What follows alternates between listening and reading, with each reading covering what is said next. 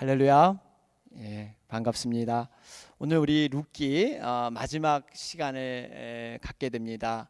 룻기는 4장으로 구성되어 있죠. 그래서 오늘 4장 마지막 부분을 가지고 여러분 함께 은혜를 나누고자 합니다. 역전시키시는 하나님이란 제목으로 여러분과 함께 은혜를 나누고자 합니다.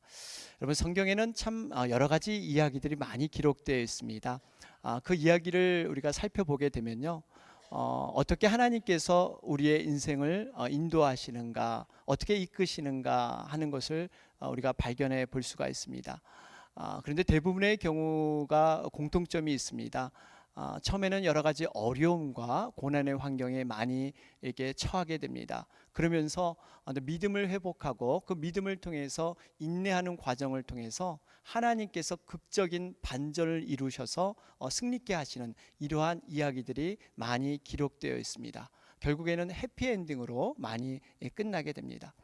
이런 면을 보게 되면 우리가 마치 이 드라마의 한 편과 같다 하는 것을 성경에서 발견할 수가 있습니다. 여러분, 대부분의 드라마 여러분 어떻게 구성이 됩니까? 여러분, 드라마에도 어떤 기승전결이라는 것이 있죠. 이렇게 흘러가는 그 이야기의 스토리가 굴곡에 따라서 이렇게 확장되는 이러한 주제들이 있습니다. 더군다나 이 드라마의 모든 그 핵심의 이러한 그 주제는 이 권선징악이라 그러죠. 여러분, 그 어려운 사람들, 그 나쁜 사람들, 악을 행한 사람들은 반드시 하나님께서 심판할 것이고 선한 자에게는 반드시 상을 베풀 것이다 하는 것이 성경의 그러한 주제의 말씀입니다. 물론 우리가 이 선이라는 개념도 다시 한번 생각해 봐야 됩니다. 우리가 선이라는 것은 인간 안에서 온전한 선이 나올 수 있을까? 결론은 나올 수 없다 하는 것입니다. 왜냐하면 인간 자체가 불완전한 존재이고 또 우리의 마음들이 내 자신도 알지 못할 뿐만 아니라 인간의 마음이 만물보다 심히 부패한 그러한 존재가 인간의 마음이라고 하지 않습니까? 그러니까 우리가 절대적인 선이라고 하지만 그 선이 모든 상황과 모든 이치와 모든 사건에 적용되느냐? 적용되지 않습니다. 여러분, 인간의 선이라는 것은 이것이 좋지만 이 상황에서는 더 나쁠 수가 있고요, 이것이 나쁜 것 같지만 이 상황에서는 좋을 수가 있습니다. 그렇기 때문에 인간의 선이라는 것은 완벽한 것이 없습니다. 우리는 한 부분적인 선만을 추구하고 있다는 사실이에요. 그런데 우리 자신이 그럼에도 불구하고요, 이렇게 부족한 선이고 완벽하지 못한 선이 있지만 그럼에도 불구하고 하나님께서 완벽하신 하나님의 그 선을 우리가 이어받을 수 있도록, 그 선을 이루어갈 수 있도록 귀한 도구를 주셨습니다. 그 도구가 뭡니까? 바로 믿음이란 도구예요. 우리가 믿음을 통해서 선하신 그 하나님의 원하심, 그 하나님께서 계획하심을 그 믿음을 통해서 선한 과정을 이룰 수 있도록 우리들에게 정말 모든 것을 하나님은 마련해 놓으셨습니다. 그렇기 때문에요, 우리가 때로는 고난이 있고 어려움이 있지만 믿음을 가지고 사는 사람들, 하나님의 선을 추구하는 자들은 결코 하나님이 외면하지 않으십니다. 고난의 삶 가운데 있어도 반드시 건져내셔서 인생의 역전의 드라마, 여러분, 야구는 보통 9회 말 투아웃부터 시작된다고 그러지 않습니까? 그때 멋지게 홈런을 날려서 하나님께서 완전히 전세를 뒤집어 놓듯이 우리의 인생도 때로는 낭떠러지 같은 상황에서 하나님께서 건지셔서 하나님의 그 능력됨을 보여주시는 이러한 사건들이 많이 있습니다. 어떻게 보면 룻기는요, 지금 그러한 인생을 소개하고 있습니다. 좌절과 실패의 인생, 출발은 좋지 않았습니다. 누가 봐도 정말 이것이 제대로 살아날 수 있을까 하는 의문이 있었지만 결론은 정말 하나님께서 복되게 하셔서 하나님이 승리하는 과정을 기록한 것이 바로 이 룻기서의 말씀입니다. 여러분, 1장 말씀을 우리가 잠깐 여러분 기억나시는지 모르겠어요. 1장에 보면 이 나오미 가정들이 경제적인 어려움을 당하지 않습니까? 그것도 이제 이방 땅으로 나름대로 잘 살아보자는 그러한 마음으로 그 땅을 밟게 됩니다. 그런데 그곳에서 더 큰 어려움을 당하게 되죠. 3명의 식구들이 죽게 되는, 우리가 흔히들 객사라고 그러는데요, 그 객지에서 죽음을 당하는 이런 말할 수 없는 슬픔이 시작되는 것이 바로 1장의 내용이에요. 그런데 지금 4장의 내용을 보면요, 정말 이 세 생명이 태어나고요, 마치 이 잔치와 축제의 분위기, 모든 사람들이 와서 축복해주고 그것을 격려해주는 이 아름다운 분위기로 완전히 사장이 뒤바꿔 버립니다. 이것을 보면 하나님께서는 분명히 우리의 환경의 매임에 하나님은 그냥 놔두지 않으세요. 우리의 환경이 중요한 것이 아니라 그 사람이 과연 믿음이 있는가, 신실하신 하나님을 믿고 사는가에 따라서 모든 환경을, 다시 말하면 눈물과 같은 그 탄식의 환경이라도 하나님께서는 기쁨과 찬송의 환경으로 바꿔주실 줄 믿습니다. 그렇기 때문에 우리가 환경이 중요한 것이 아니라 우리에게 과연 그러한 믿음이 있는가, 그 믿음을 우리는 늘 눈여겨봐야 합니다. 우리의 인생도 마찬가지예요. 여러분, 우리의 인생이 참으로 고난 가운데 눈물을 흘릴 때가 있습니다. 여러분, 눈물 골짜기를 통과할 때가 있다고 하지 않습니까?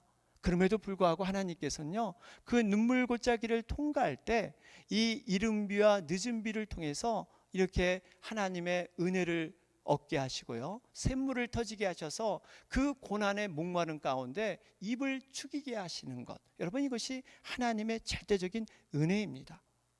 인간들은 태어나면서 여러분 운다 그러죠. 이 울음이 있어요. 왜 사람들이 이 울까? 여러분, 울음이라는 의미를 보면 어떻게 보면 인생의 본질을 참 태어나면서 알게 하는 것 같지 않나 하는 생각을 해보게 됩니다. 우리의 인생은 사실 어떻게 보면 많은 이 슬픔과 고난의 모습이 여러분 인생의 본질이지 않겠습니까? 어떤 사람은 안타까워서 울고, 또 어떤 사람은 사랑하는 사람을 잃어서 울고, 때로는 감당치 못한 그러한 일 때문에 울 수밖에 없는 것, 여러분, 이것이 우리 인생의 본질입니다. 때로는 이 고난이 너무 심해서 우리의 꿈도 사라질 때가 있어요. 미래에 대한 소망이 불투명해 보일 때도 있습니다. 그런데 하나님께서는 그 순간에 결코 그러한 자들을 외면하지 않으신다는 거예요. 우리가 정말 숨이 막혀서 답답해하고 무너질 것 같은 그 순간에 하나님은 거기서 손을 내미셔서 일으켜 주시는 분, 바로 이것이 하나님의 손길이십니다.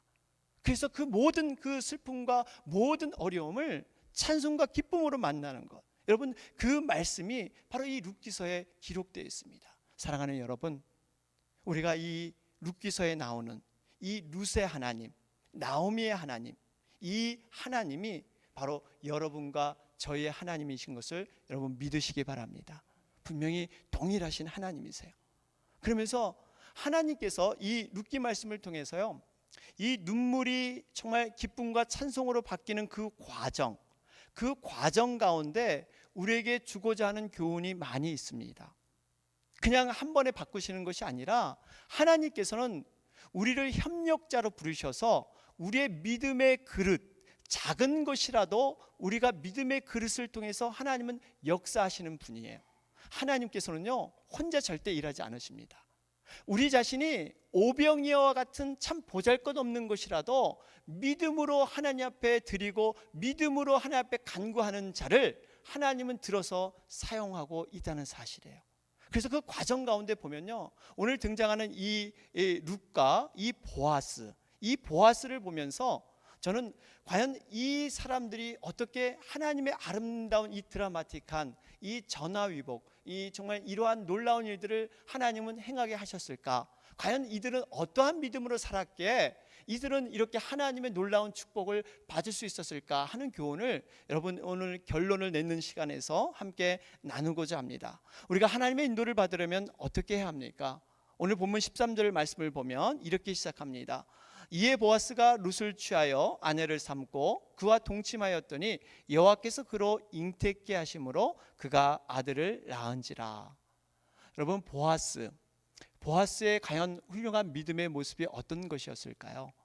보아스는 무엇보다요, 하나님이 주신 그 선한 기회, 그 기회를 놓치지 않았던 것이 보아스의 모습입니다.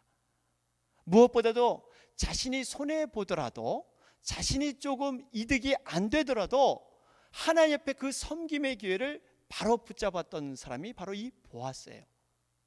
여러분, 우리 자신을 볼 때 하나님께서 우리 자신을 통해서 이렇게 선한 일들을 주시는 그러한 때가 있습니다. 그 때가 여러분, 우리가 건강이 있어야 되고 우리가 패션 열정과 같은 그러한 이 마음이 있을 때 그 일을 행할 수 있는 것이지, 이것이 그리 오래 되지는 않아요. 여러분, 눈 깜짝할 새에 우리가 시간이 가지 않습니까? 어떻게 보면 하나님께 사용되고 붙잡힘 된다는 것이 얼마나 우리에게 감사의 축복인지 몰라요. 근데 오늘 말씀 우리가 지난번에 살펴봤지만 보아스보다 더 좋은 위치에 있었고 좋은 자격과 그 책임을 가질 수 있는 더 가까운 친족이 있었습니다. 그 친족은 그러한 기회가 있었지만 그 기회를 상실해 버렸어요. 그 기회를 놓쳐 버렸습니다. 그러면서 그 보아스에게 모든 기회가 돌아온 거 아니겠습니까? 이 보아스는 무엇보다도 자기 자신의 어떤 유익과 그 손해 계산 관계를 한 것이 아니라 그 상대방의 그 어려움, 비록 내가 손해보더라도 그 친족이 회생할 수 있고 그 친족이 잘 될 수 있다면 내 이름이 비록 하나님 앞에 지어질지언정 그 이웃이 잘 되고 그 친족이 잘 된다면 능히 그 일을 가리라 했던 사람이 바로 보아스입니다. 그러나 이 기업물을 가까운 사람은요, 그 일을 못했어요. 자기 이름이 지어지는 것. 여러분, 이 룻과 결혼해서 자녀를 낳게 되면 그 자녀 이름으로 모든 재산이 양도되고 맙니다. 그러니까 내 이름이 지어지는 거예요. 우리가 우스개 얘기지만요, 만약에 이 기업물을 자가 천국에 갔다면 아마 천국에서 통탄하지 않을까. 보아스를 보면서 야, 내가 그때 기회를 붙잡아야 되는데 내가 못 붙잡아서 내가 지금 여기와 내가 참 많이 후회하는구나, 이런 후회도 했을 거예요. 어쨌든 간에 이 보아스는요, 이러한 상황에서 이 기회를 붙잡았던 것을 볼 수가 있습니다. 그러면서 이 보아스가 낳은 아들이 17절에 보니까 그 이름을 오벳이라 하였는데 그는 다윗의 아비인 이새의 아비였더라. 그 이름을 오벳이라 그랬어요. 오벳. 여러분, 오벳이란 뜻이 섬기는 자, 이런 뜻이에요. 섬기는 자. 어떻게 보면 지금 그 동네의 여인들이 그 아버지인 보아스를 보면서 야, 보아스가 얼마나 하나님의 때에 섬기기를 잘했는가, 그걸 아마 생각했던 것 같아요. 그러면서 그 아들의 이름 지어주기를 섬기는 자다, 이렇게 이름을 지어주고 있습니다. 여러분, 이러한 보아스의 행적 얼마나 아름답습니까? 자기 이름이 드러나지 않더라도 희생하는 이 아름다움, 여러분, 이것을 하나님은 어떻게 처리해 나가고 계십니까? 하나님께서는요, 하나님의 나라와 의를 위해서 자기 이름을 드러내지 않고 섬기는 자를 진정으로 축복해 줄 줄 믿습니다.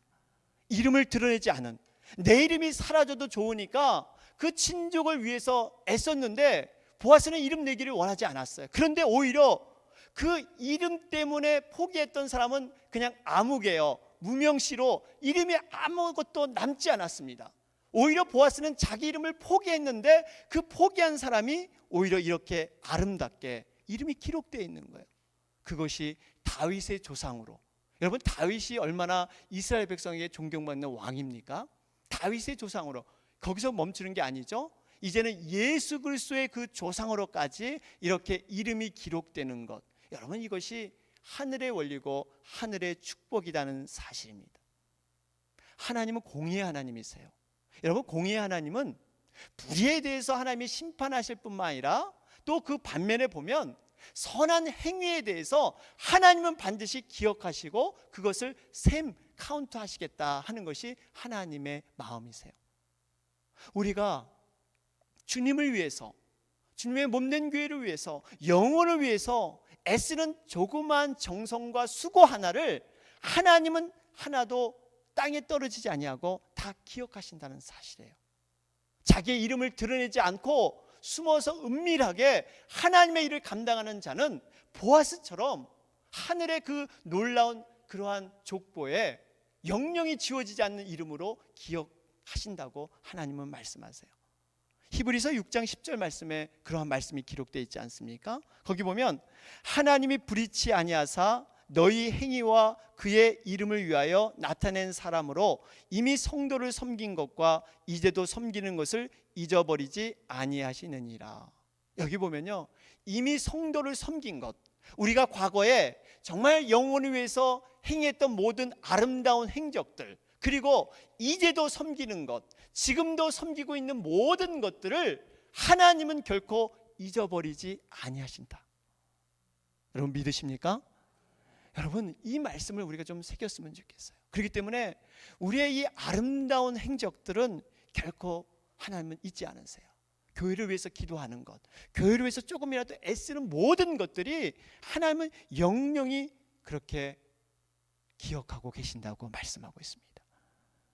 여러분 섬김은 분명히 특권이고 영광입니다. 하나님께서는 이 섬김을 통해서 주님의 몸된 이 거룩한 교회를 보존하셨어요. 그리고 복음 전파를 하시고 세계 만방에 세계 선교를 이루는 일을 이 섬기는 일을 통해서 하나님 하셨어요. 여러분 선교라는 것은 다른 게 아니에요. 섬김입니다. 섬김. 선교는 어떻게 보면 가장 기본적인 섬김에서 시작해서 가장 궁극적으로 완성될 섬김이 바로 선교에 있습니다. 영혼을 위해서 섬기는 것만큼 더 중요한 게 어디 있겠어요? 우리가 모든 이 서비스, 이 모든 사역은 어떻게 보면 영혼 구원을 위해서, 교회는 구원의 방주의 역할을 해야 되는데 영혼 구원을 위해서 모든 것이 있다 그래도 과언이 아닙니다. 그런 의미에서 선교는 너무나 중요해요. 우리가 주님 앞에 언젠가는 누구나 다 설 거예요. 여러분 그렇지 않겠어요? 어떤 분이 일찍 서신 분이 있고 늦게 서는 분이 있지만 누구나 다 설 거예요. 그때 주님께서 네가 과연 이 땅에서 무엇을 하다 왔느냐, 과연 교회를 위해서 영혼을 위해서 네가 무엇을 하다 왔느냐, 이러한 물음을 던지신다면 우리는 뭐라고 그때 대답을 하겠습니까? 우리가 지금부터 준비해야 됩니다. 하나님께서 이러한 인생 역전의 드라마를 쓰시기 위해서 우리에게 요구하시는 것이 바로 이겁니다. 믿음의 결단이에요. 내가 작은 것이라도 정말 좁은 길로 보일지라도 그것을 주님께 드리겠다는 이 믿음의 결단, 이 담대한 믿음의 결단을 통해서 하나님은 놀라운 능력으로 인생의 역전의 드라마를 이룰 줄 믿습니다. 그렇기 때문에 우리가 믿음이라는 것을 다시 한번 돌아볼 필요가 있습니다. 그러면서 또 한 사람의 인물이 있죠. 바로 이 룻이라는 그러한 여인의 모습입니다. 인생을 역전시키기 위해서 하나님께서는 룻도 사용하셨는데 룻은 어떠한 그러한 믿음의 그러한 능력이 있고 훌륭함이 있어서 하나님께서 쓰신 것일까요? 룻을 보면 두 가지를 참 좋았고 균형 있게 잘 겸비한 여인인 것을 알 수가 있습니다. 룻은 무엇보다요, 행동하는 믿음의 여인이었습니다. 행동할 줄 알았어요. 뿐만 아니라 기다릴 줄 아는 인내를 가진 여인이 바로 룻이라는 그러한 여인이었습니다. 우리가 인생을 성공적으로 이끄는 데 있어서 가장 중요한 것 중에 하나가 타이밍이다, 이런 말을 해요. 타이밍. 그래서 음악 하시는 분들이 굉장히 사업적인 기질이 많다 그러죠. 그것이 타이밍이라 그래요. 어떻게 보면 사업하는 분들은 돈을 언제 넣느냐 언제 빼느냐에 따라서 그 어떠한 그 이익이 달라지기 때문에 투자와 이렇게 어떠한 수익에 대해서 이렇게 얘기를 하고 있습니다. 우리 인생도 어떻게 보면 마찬가지예요. 우리가 앉고 일어섬을 잘 할 줄 아는 것, 하나님의 때에 하나님의 방법으로 움직일 수 있는 것, 멈출 수 있는 것, 이것을 잘하는 사람이 정말 하나님께서 사용하기에 귀중한 그러한 그릇이라는 사실입니다.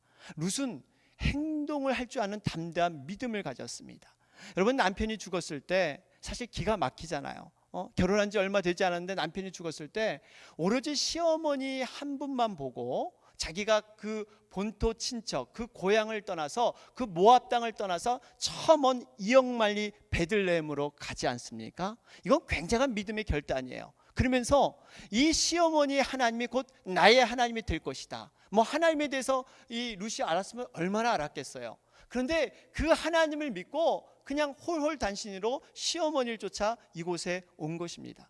그러면서 베들레헴에 와서 거기에 그냥 주저하지 않고 이 나오미를 위해서 어떻게든지 이 기업을 살려보려고 아주 열심으로 이렇게 분주하게 다니지 않습니까? 그러면서 그 나오미의 그러한 조언을 받아가지고 이 보아스, 이 발치의 그 이불 그 속에 몸을 던지는 이러한 이 룻의 모습을 볼 수가 있습니다. 여러분 룻이 이러한 행동이 쉬웠겠습니까? 이방인의 여인이었고요, 젊은 나이의 여자였습니다. 그런데 이 일을 하는 것은 여러분 쉽지 않아요. 그런데 룻은 이 믿음의 행동을 그대로 옮겼던 것을 우리는 알 수가 있습니다. 이게 용기입니다. 용기. 정말 하나님의 때에 움직여서 그 일을 믿음으로 옮길 줄 아는 것. 분명히 야고보서에 행함이 없는 믿음은 죽음이다미라 그랬는데요, 바로 그러한 믿음을 가진 자가 바로 이 룻이었습니다. 그런데 룻은 이렇게 믿음 있는 행동뿐만 아니라 또 때로는 정말 이 기다릴 줄 아는 인내를 가진 그러한 여인이었던 것을 우리는 알 수가 있습니다. 여러분, 믿음이라는 것은 굉장히 조화와 균형이 요구되고 있습니다. 한쪽으로만 치우쳐서는 안 돼요. 행동하는 양심이 있으면 사고하는 이성이 있어야 됩니다. 우리가 말씀과 성령의 공존함, 이 말씀의 정말 이 진중함, 어떠한 그 무게감, 이러한 그 차가움이 있으면 성령의 뜨거움이 있지 않아요. 이 뜨거움을 통해서 우리가 이렇게 폭발적인 힘을 갖지 않습니까? 이 두 가지가 공존하듯이 믿음도 마찬가지예요. 그런데 이 룻을 보면 이 모든 일을 최선을 다하고 나서 그는 이제 잠잠히 기다리는 그 인내의 시간, 그 기다림의 영성을 가졌던 것이 바로 룻이에요. 우리가 예전에 살펴봤던 룻기 3장 18절 말씀을 보면요, 거기에 그렇게 기록되어 있잖아요. 이에 시모가 가로되 내 딸아, 이 사건이 어떻게 되는 것을 알기까지 가만히 앉아 있으라. 그 사람이 오늘날 이 일을 성취하기 전에는 쉬지 아니하리라. 모든 일을 최선을 다했습니다. 부지런히 움직였습니다. 타작마땅을 살피고 나오미의 말에 적극적으로 따라서 순종했어요. 그리고 모든 결과를 하나님 앞에 올려드리고 이제는 쉬는 거예요. 가만히 있는 거예요. 그 가만히 있는 것이 그 사람이 오늘날 이 일을 성취하기 전에는 쉬지 아니하니라. 그 사람이 누구입니까? 바로 보아스예요. 보아스가 룻에게 했던 그 약속, 여호와를 정말 내가 두고 맹세하느니 내가 기업 물을 자로 내게 베풀리라 하는 그 약속을 믿었기 때문에 보아스가 일할 것을 바라보면서 그저 묵묵히 인내하며 기다릴 줄 아는 여인, 바로 이것이 룻의 모습입니다. 우리가 배워야 할 영성 중에 하나가 바로 이 기다림의 영성입니다. 한국 사람, 저를 포함해서 한국 사람은요, 굉장히 성격이 급합니다. 어떠한 이 말이 나가기 전에 뭐 그냥 어떠한 이 행동이 먼저 이렇게 나가는 경우도 많이 있죠. 이 급함을 제어하기가 여러분 쉽지 않아요. 그런데 하나님의 원리를 보면 때로는 정말 기다릴 줄 아는 것, 그 때를 따라서 기다리고 인내할 줄 아는 것, 여러분 이것이 깊은 영성에 인도하지 않습니까? 예전에 어떤 분이 그런 분이 계셨다 그래요. 크리스찬이셨는데 이분이 참 말씀대로 살면서 변화를 많이 받았어요. 그래서 이 모양 저 모양에서 여러 가지 인격의 변화를 받았는데 유일하게 고쳐지지 않은 것이 있었다고 합니다. 그것이 급한 마음이에요. 정말 이 급한 마음, 이 성격만큼은 변화가 안 돼가지고 어느 날 하나님 앞에 작정하면서 기도를 했다고 합니다. 하나님, 제가 왜 온지 아시죠? 하나님, 이 급한 마음 때문에 내가 주위에 많은 사람에게 너무 상처를 주고 있습니다. 저희 가족들도 제가 이 급한 마음 때문에 힘들어한다고 얘기를 하는데 하나님 정말 살아계시면 정말 저의 급한 마음을 좀 하나님 제하여 주시옵소서. 그래서 느긋한 마음을 갖는, 정말 기다릴 줄 아는, 정말 이 때를 따라서, 하나님의 때를 따라서 기다릴 줄 아는 그러한 사람이 되게 하여 주시옵소서. 급한 마음을 거두어 주시옵소서. 이렇게 간절히 기도했다 그래요. 그러면서 그 기도 끝에 덧붙인 것이 즉각적으로 당장 응답하여 주시옵소서. 이게 어떻게 보면 우리가 참 변화되기 어려운, 우리가 기도하면서부터 참 변화되기 어려운 모습이 바로 이 마음들이 아닌가 생각을 합니다. 우리가 정말 이 기다림의 영성, 하나님께서 필요한 그러한 영성 중에 하나다 하는 것을 우리가 보게 됩니다. 성경에 보면 이러한 인물이 있죠. 이게 다윗이라는 인물이에요. 다윗은 참으로 그가 행동하는 믿음과 기다릴 줄 아는 그러한 영성을 겸비한 자입니다. 다윗 여러분 아시잖아요. 소년 때, 이 목동 때, 이 골리앗이라는 이 블레셋의 거대한 장수를 보면서 그가 물맷돌을 가지고 골리앗을 쓰러뜨리는 그러한 일을 해내게 됩니다.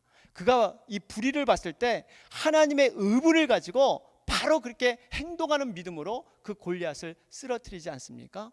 그러다가 이젠 사무엘에게 왕으로서 기름 부음을 받았지만 억울한 그러한 고난과 오해 속에 늘 광야로 들판으로 쫓겨다니게 됩니다. 그러면서 그가 그 광야의 이 들판을 생활을 통해서 인내하는 법을 배우게 돼요. 기다림이라는 것을 배우게 됩니다. 오죽했으면 2번씩이나 죽일 기회가 있었지만 죽이지 않습니다. 그것이 어떻게 생긴 거냐면 바로 그 광야, 그 들판을 통해서 기다림의 영성을 이 다윗이 배웠기 때문이에요. 그래서 나중에 이 기다림의 영성이 어떻게 연결됩니까? 다윗이 통일 왕국을 이루었을 때 정말 왕으로서 선정을 베풀고 올바른 정치를 하는데 이 기다림의 영성이 많이 사용된 것을 우리는 볼 수가 있습니다. 사랑하는 여러분, 우리가 다시 한번 룻의 모습을 보면서 행동하는 믿음과 기다림의 영성을 겸비하시는 여러분이 되시기를 주님의 이름으로 축원합니다. 그러면서 마지막으로 이 룻기서는요 18절부터 부록처럼 보이는 이 족보 이야기로 끝내고 있습니다. 근데 왜 족보로 이렇게 마무리를 했을까요? 무슨 이유 때문에 이 족보로 이렇게 마무리를 했을까요? 그 이유는 이 보아스와 룻이 단순히 그냥 한 가정사의 아름다운 그런 해피엔딩이 아니라 이 족보를 남겨놓은 것은 이 가정사의 행복이 그냥 한 사건으로 끝난 것이 아니라 분명히 다윗 조상으로서 설 뿐만 아니라 예수 그리스도의 탄생까지 하나님 나라의 확장으로 이 가정사의 행복이 이렇게 바뀌고 있다는 것을 보여주기 위해서 족보를 기록해 놨습니다. 그런데 우리가 조금 의하게 생각하는 그러한 이름들이 있습니다. 오늘 우리 18절 말씀을 보면 베레스의 세계는 이러하니라. 이 베레스부터 이렇게 그 족보가 지금 기록되고 소개되고 있다는 사실입니다. 여러분, 베레스가 어떤 사람입니까? 이 베레스는요 유다와 다말의 자녀입니다. 여러분, 유다와 다말의 사이는 어떤 사이죠? 시아버지와 며느리 사이예요. 시아버지와 며느리. 여러분, 정상적인 부부가 아닙니다. 이 자녀가 없으니까 이 며느리 다말이 변장해서 이 유다와 이렇게 관계를 하고 낳은 자녀가 바로 이 베레스이지 않습니까? 어떻게 보면 정상적인 부부 사이에서 낳은 자식이 아니에요. 그런데 왜 비정상적인 관계에서 태어난 자녀가 지금 이렇게 메시아의 족보에 올라 있을까요? 뿐만 아니라 또 한 명, 이 보아스를 보면요, 보아스의 어머니가 여러분 기생라합이죠. 기생라합. 여러분, 기생하면은 또 더군다나 천한 직업일 수 있고요. 또 이방인이었습니다. 여리고성을 정탐하러 갔을 때 두 명 중 한 명, 두 명을 이렇게 숨겨주게 되죠. 그래서 아마 그 2명 중에 한 명, 이 살몬이 그러한 사람이다 이렇게 추측을 하고 있는데, 이 결혼해서 낳은 아들이 바로 이 보아스예요. 그 보아스가 이 주인공인 베들레헴의 유력자 보아스죠. 이 보아스가 결국 모압 여인과 또 결혼해서 룻과 결혼해서 낳은 자녀가 오벳입니다. 여러분, 이걸 보면 왜 하나님은 이러한 자들을 이렇게 하나님의 신성한 족보에 이러한 자들을 올려놨을까? 사실 이 메시아 족보는요 지금 여기에 소개된 것보다 마태복음 1장에 가보면 더 적나라하게 여인들의 이름이 많이 기록되어 있는 것을 볼 수가 있습니다. 그 여인들의 그 모습을 보면 대부분 이 성경에 기록되기에 어울리지 않는 신분입니다. 또 과거에 여러 가지 그러한 어려운 복잡한 배경을 갖고 있는 것이 그 여인들의 모습이에요.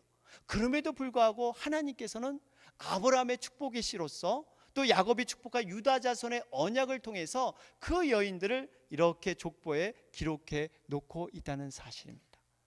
우리가 한번 역으로 생각해 볼 수가 있어요. 왜 하나님께서는 메시아, 정말 하나님의 아들로 오신 그분을 좀 더 거룩하고 뭔가 이렇게 사람들이 봐도 그럴싸한 유력한 집안, 뼈대 있는 집안, 뭐 이런 족보로 좀 오시면 그래도 이렇게 메시아임을 우리가 좀 더 존경하면서 믿을 수 있었겠는데, 왜 이렇게 천한, 어떻게 보면 이 사람들이 생각할 때, 더군다나 여러분 유대인이 생각할 때 어떤 생각을 갖겠어요? 이 혈통을 중시하는 유대인들이 볼 때는 이거는 메시아 집안이라고는 전혀 상관없는 참으로 천한 그러한 집안의 모습처럼 비춰질 수가 있습니다. 그럼에도 불구하고 왜 하나님은 이러한 족보를 적나라하게 기록해 놓으셨을까요? 2가지 이유입니다. 하나는 우리의 믿음이 좋은 혈통으로, 좋은 혈육으로 이어지지 않는다는 것을 보여주고 있어요. 믿음은, 우리가 하나님을 믿는 그 믿음은 혈통이나 육정으로 나는 게 아니에요. 우리가 아무리 좋은 집안에 태어났다 해서, 여러분 좋은 가문에 태어났다 해서 우리가 믿음을 갖느냐, 인간적인 생각은 거기에 머무르지만 하나님의 나라의 원리는 그렇지 않다는 거예요.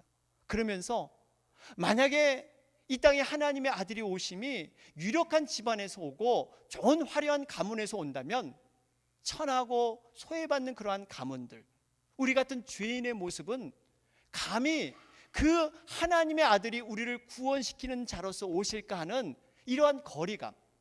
여러분, 예수님께서는요 가장 낮은 자리에 오셨잖아요.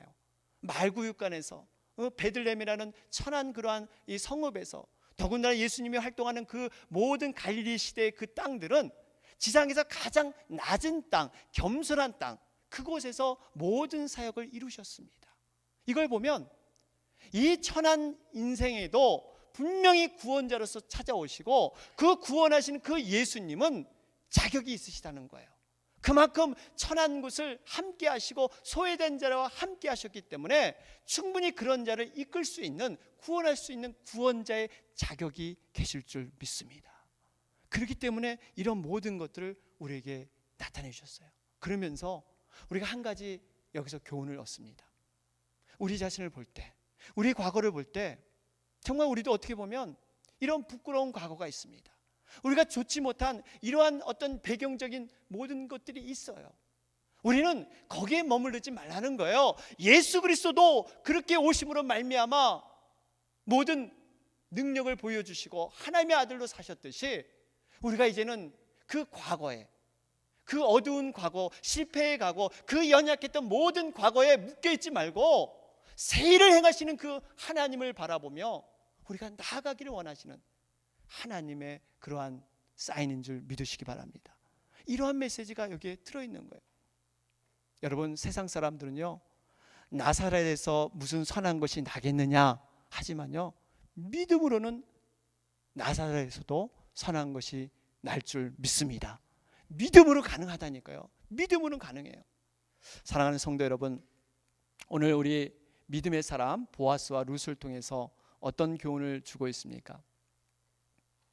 우리가 기회 있을 때, 하나님께서 우리에게 때를 허락하실 때 섬기는 자로서, 봉사하는 자로서 여러분 사시기를 바랍니다. 아울러서요, 행동하는 믿음, 기다림의 영성, 이 영성을 우리가 배워 나가야 됩니다. 하나님께서는요 일상적인 생활의 터치를 통해서, 지금 룻기를 통해서 보여주고 주는 중요한 교훈 중에 하나는 뭐냐면요, 일상적인 터치, 다시 말하면 일상적으로 우리가 그냥 아무 생각 없이 결정하는 모든 결정들이 그것이 영혼 가운데 연결되어 있다는 사실이에요. 그러니까 한 가정이 지금 이렇게 회복된 것이 그걸로 끝난 것이 아니라 메시아를 낳는 그러한 족보로까지 그 가정이 연결된 것처럼 우리가 일상생활에서 그냥 아무 생각 없이 결정하는 것들이 이 땅에서 끝나는 것이 아니라 영원의 하늘과 하나님의 기업과 하나님의 나라와 이것이 맞물려서 이루어지고 있다는 것을 지금 룻기는 보여주고 있어요. 그렇기 때문에 우리에게 믿음이 필요한 거예요. 믿음으로 선택하고 믿음으로 결단하시는 여러분과 제가 되길 주님의 이름으로 축원합니다. 아멘.